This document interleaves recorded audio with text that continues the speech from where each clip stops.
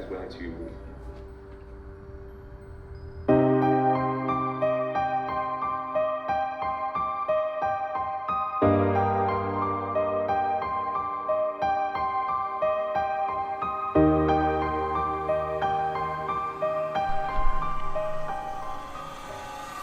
One of the brutal realities with high ticket sales is it teaches you that life is unpredictable. There's going to be times where you think everything is going well, but life is going to throw a curveball at you. And it's going to come down to you and how you deal with that curveball. And with high ticket sales, it's a constant cycle of that. Every single day, every single couple of hours, you're going to have to deal with that. There's going to be times where you set a lead thinking that it was the perfect set and it's going to get closed 100%. But something might go wrong. They might not show up, even though they were warm and they really wanted to make that change in their life. But they just don't show up. Something comes up. Maybe something actually happens. And it's the same thing when a lead shows up in a closing call and they're not able to actually overcome that fear and make that decision no matter how hard the closer tries to convince him. And it's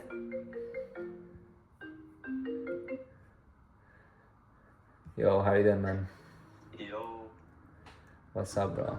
Okay, so Bad news, bro. with the dude, Yeah. no, it definitely wasn't like a no close. Yeah, there you go. Just a example of things coming at you that you don't expect. And it's just loving the game, falling in love with the game and understanding that in order to actually succeed, in order to achieve something and overcome trials that other people are not willing to overcome,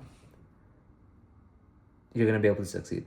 And it's going through this tough period, going through the dirt, going through the very hard times when it's very easy for people to quit, because you can very easily convince yourself that this isn't for you and not overcome that fear and not act like the version of you that has already succeeded. It's very easy. And especially for someone who's new to business, someone who's new to high ticket sales, because you've never experienced something like that, you're just gonna convince yourself that this isn't for you. So slowly, I've been falling in love with the game, and I am more hungry knowing that other people are gonna quit, and I'm not gonna quit. And that's what's keeping me going. Just wanted to quickly record this for myself and as a memory. I went to watch the Portugal game and I came back. It was pretty late. Right now it is 12:41. And I easily could have just slept. But I was like, what did I actually accomplish there? Was I able to get... Sure, like I had some sets, I did my normal dialing, but did I really accomplish something? And I was like, no. Okay, so what are you gonna do? Although it's pretty late, I sat down and did more work. I was working for the past 2 hours, even though I was completely tired. And I'll be honest, like me, like even a month or 2 months ago, I would have just slept. Honestly, I wouldn't have cared. But I put in that extra effort, and I got rewarded for it. I finally got my first PIF, meaning I sold something and it was a one-time payment of 3K. And honestly, I wasn't even expecting it. Like genuinely, I wasn't expecting it. I set the person and I just detached myself from the outcome. I wasn't expecting it. I wasn't waiting for it, because there was a few times the past 2 days where I was waiting for the payment to happen. Like I would see the link coming in, but then there would be some logistical issues and it didn't end up going through. And because I was invested into the outcome, it like messes up with you mentally, and then you feel demotivated when the deal doesn't go through. And this one, pretty much, I didn't care, right? At the end of the day, it's the person who actually wants to make the change. It's their decision to make that change for themselves. And if they make that change, we all benefit. He benefits, we benefit. And yeah, I just wanted to document this moment for myself. And that this is a huge milestone.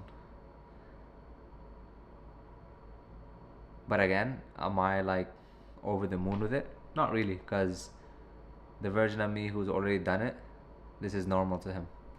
And I am that version of me right now. And having piffs every single day is going to be normal for me.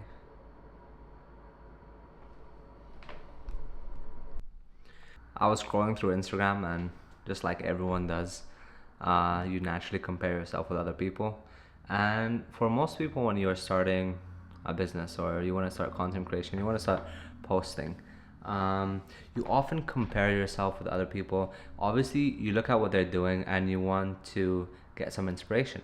But the thing is, a lot of us forget that the people who are watching and the people who we kind of want to replicate, they've been doing this for a long time.